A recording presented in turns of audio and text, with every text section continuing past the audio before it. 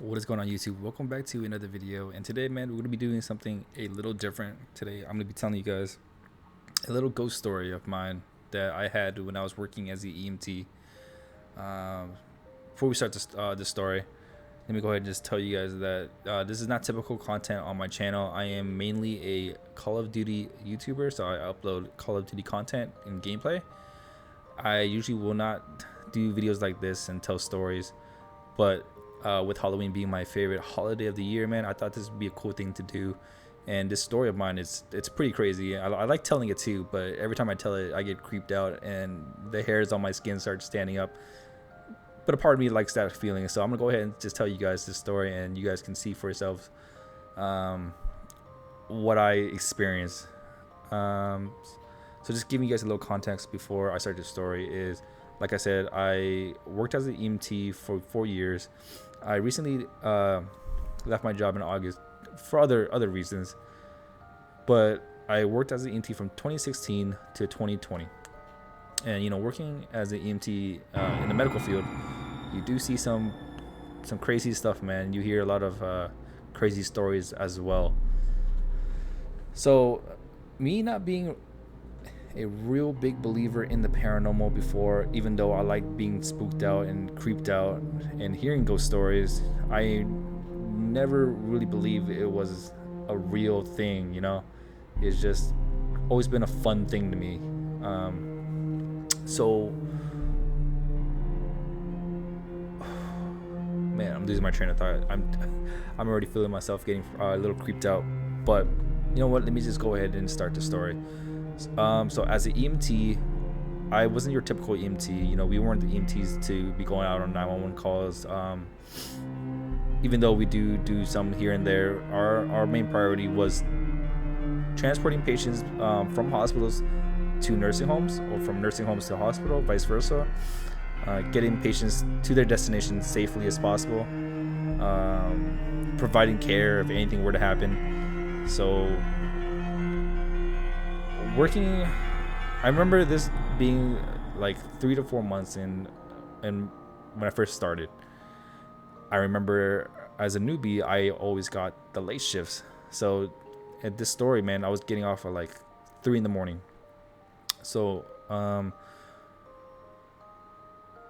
3 to 4 months into my shift, I'm working with another dude. It's typically two guys, or a guy, girl, or two girls in an ambulance, and it's just the two of us. And I remember it was like a Saturday night, and at the time we got the call, it was like 2:25 in the morning.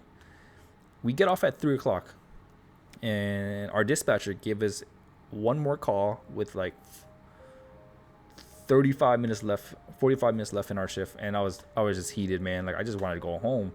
If we took this call, it was gonna take us 2 hours, and we're gonna get off like an hour and a half late. So I was just irritated from the start.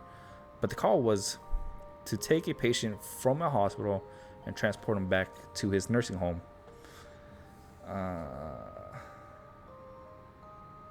I remember pulling up to this hospital, and this is one of my least favorite hospitals in the whole area. So I didn't even want to be here. But pulling up, I had this weird vibe that I never got when I pulled up before. Like I just had like something like, I don't know how to explain it, but it was a weird feeling pulling up to this hospital. So we get inside, talk to our patients. We're getting the paperwork ready, and I'm talking to the patient, making sure where his mental status is. And this dude is cool, man. Our patient was chill. We were talking about the Lakers, man. We were talking about life in LA. We were just buddy for the duration of the ride. There was nothing off about this dude whatsoever. So we finally got him back to his nursing home from the hospital, and we got him into his bed. Oh, I totally missed one major part of the story. Was when we're at the hospital transporting a patient that's from his bed hospital to our gurney, we typically would draw sheet the patient, which means we pull the patient over ourselves to our gurney if they were unable to do so. This patient was an amputee. He was a right BKA, which means below the knee amputated. So on his right knee, he was missing a leg. So with amputees, we typically would ask, are you comfortable, with standing up and, standing onto our gurney, kind of like a stand and pivot to our gurney? And I remember this patient telling me, no, man, that would cause me a lot of pain if I stood on my left leg.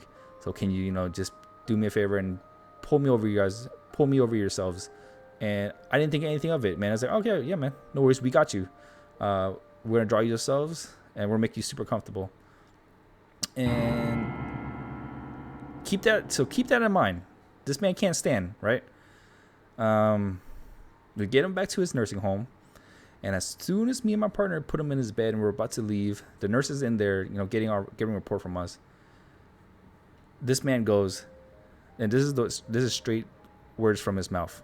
This man goes, you guys should check out room 226, I believe it was. And I looked at my partner, and my partner looked at me, and I'm like, why?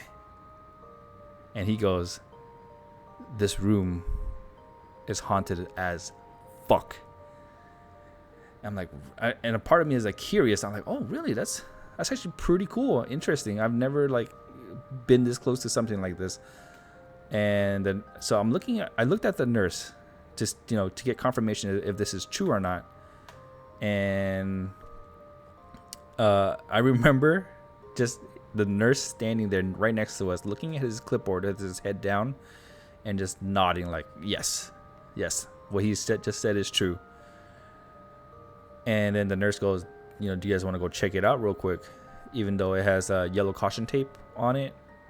Apparently, when they would put patients in that room, they would find the patients on the ground in the morning, or they would literally find the patients on top of the closet, which is insane to me. And I remember the nurse telling me that they would always have to go into that room to shut off the faucet and the shower head. So, they just closed it off. Whatever happens there just happens, so they don't have to deal with it. And he asks me and my partner if we wanted to go in there and check it out. My partner is extremely religious. He's not a really big believer in the paranormal. So he's already like, I don't really care, man. I just want to go home. Even though a part of me wanted to go check it out, it is 3:30 in the morning at this point, and it was gonna take us 40 minutes to get back home. So I'm like, as much as I wanted to see it, check it out, I'm pretty dead tired, man. Let's just go home. I told the nurse yeah, we're just gonna head out.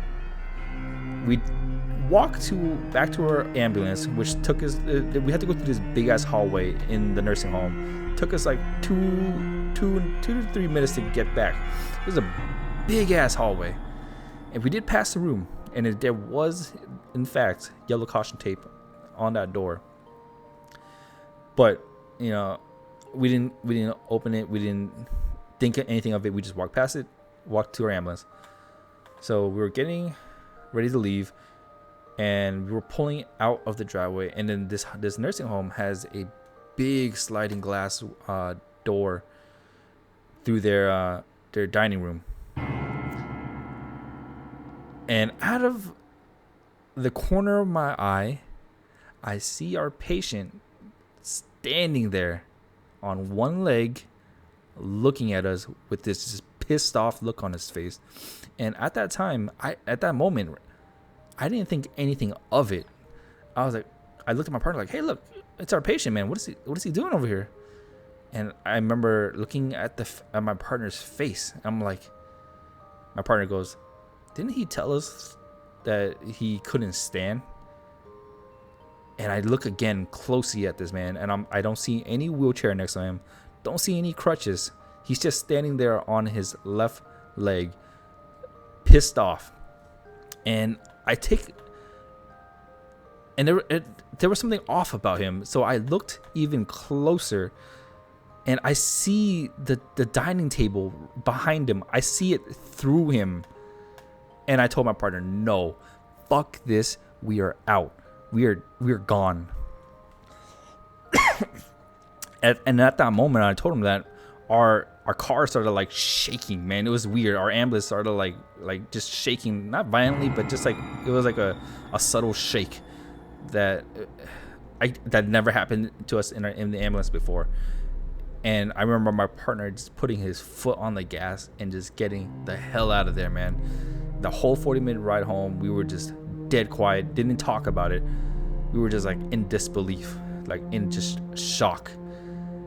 I remember a couple days later, I texted him like, did that really just happen? And he's like, I don't know, man, but I don't want to talk about it. And from that moment, we didn't talk about it anymore. I didn't discuss it with anyone else.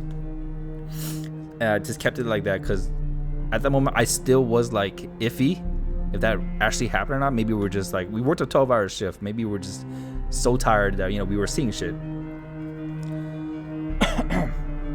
Fast forward 1 month and I'm at home now. This was like 2:30 in the morning. I want to say it was. I was fast asleep. I remember waking up from a nightmare, and in this nightmare, that same patient that night I dropped off, he was in my dream. I remember him hovering over to me, giggling, and asking me if I remember him. I woke up screaming like a little girl. My wife next to me said I was like trembling. I was sweating and I was like hyperventilating. I was freaked the F out. And telling you guys this right now, it makes me want to cry because I remember that moment, man. That shit was scary as hell. It felt so real. Like it was just pitch black in my dream and this man is hovering, floating over to me. Excuse me. So it took me like a couple of days to get over that, but I worked a few more years, never had to go back to that place. And then in my third year, we get a call, and this time it's from that nursing home, which I can't tell you guys the name of the nursing home because of, I think, patient HIPAA rights. So I'm not 100% sure, but I'm just going to go ahead and not tell you guys the place just to be safe. But this time we had to pick up a different patient. It was a female patient, and we were supposed to take her to the hospital. And the chief complaint was the reason for her going to the hospital was she was having auditory hallucinations, which just means she's hearing voices in her heads. And then this time it's a different partner I'm working with. And I give her the full story of what happened to me and my partner last time we were here. She's already like, nope, and not wanting to do this call.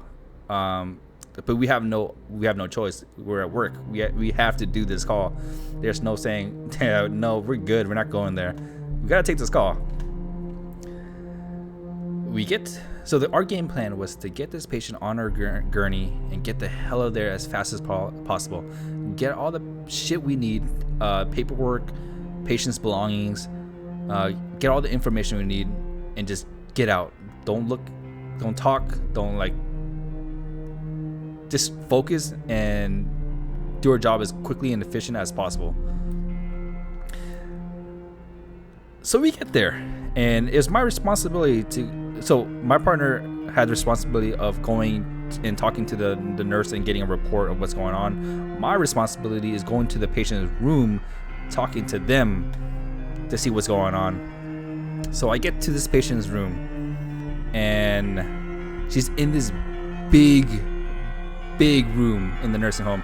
Typically nursing homes don't really have big rooms. They would cram 3 beds into this small room, but this room had 3 beds, but it was a big room. There's plenty of room for us to work around with. So I remember her being in this big ass room by herself in the dark, in the corner of the room with her little night lamp on and just sitting there talking to herself.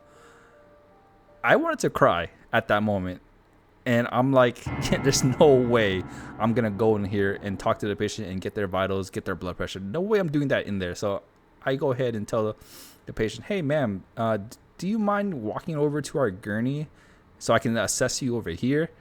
And she had no problem with it. She was like, oh, sure, cool. She got up, got to my gurney, and then as soon as I finished my assessment, I remember her asking, oh, I left my cell phone in the room. Can you go in there and get it for me? Her bed was at the very end of the room. It felt like forever walking to that bed. And for some goddamn reason, her bedroom also had a sliding glass door. But this time, there was a curtain over it. And this was also like 4 in the afternoon. So, you know, it wasn't too scary. It's not like it's in the middle of the night, but it's still pretty spooky. As I was walking to her bed, I see through the curtains like a shadow figure just walk past from right to left. I told myself that's just a patient outside smoking. There's nothing to like worry about. Just go get the phone and leave. But my dumbass had to go and check the curtains. So I opened the curtains, and nevertheless, like that, from walking right to left, you're walking right into a wall. Like if you open that sliding glass door open and turn left, that's a hard wall right there. There's no way someone's walking that way towards that direction. It makes no sense. I said, fuck this. I grabbed the phone and I literally like not sprint, but I walked pretty goddamn fast out that room. And as I was about to tell my partner of what I just witnessed, we both hear, we're not looking at the door, we both hear the door behind us closing very slowly by itself. Yeah, the door is fucking closing by itself now. And we both turned around and we saw it for our own eyes. To this day, I wish I would have, you know, kind of checked the door to see if it's like, you know, it was a faulty door and it does that on its own. But I don't remember the door sliding, like closing on itself when I was like near that door for like that 7 to 8 minutes duration, man. Yeah, no, after that we got the patient. We were fast as hell to the next hallway so we can finish our report. This is a different nurse this time, and I asked her, why is this place so haunted? And then this nurse goes, this place is not haunted. What are you talking about? I'm like, wait, what? And at that moment I was like, you know what, I don't really care, I'm out, deuces. And then, you know, from that moment on, never had anything paranormal ever happen to me ever again. I never went back to that place. And since I'm not an EMT anymore, I probably never have to go back to that place. You can't pay me to go back there. You just can't. But yeah, man, after that, man, I am a firm believer that there is something more out there. But yeah, man, I hope you guys enjoyed that story. If you guys had any questions about the story, just please leave it in the comments below. I'd be happy to answer anything you guys want to ask. You know, I know the story is kind of hard to believe, but it happened. Yeah, guys, I hope you guys enjoyed that video. Please leave a like and subscribe if you did. Enjoy the rest of this gameplay. This is me dropping 29 kills on this zombie royale, which I had a blast playing with my little cousin here. But yeah, peace out, YouTube.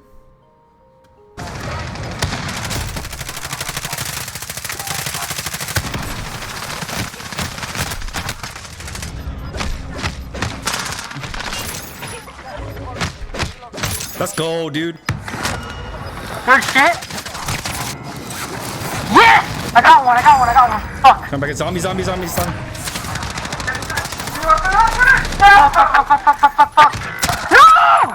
You almost did it, right?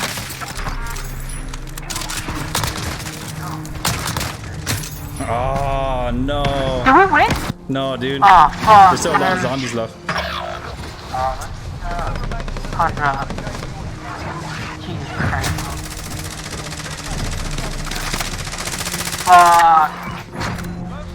Oh, we won! Oh, what? How did we win? What? Yeah, we won. Oh, won. Yeah, we won. No I don't know how the fuck we won, Bro, I because got we're 29. zombies. You did drop fucking 29, you sweat. Like, Parker. Johnny says the R9 is the way to go on this shit. R9 with the fire, dude. The fire just keeps burning them. R9 with fire.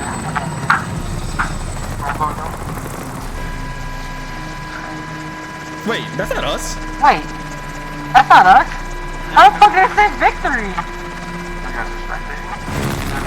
Oh, it's...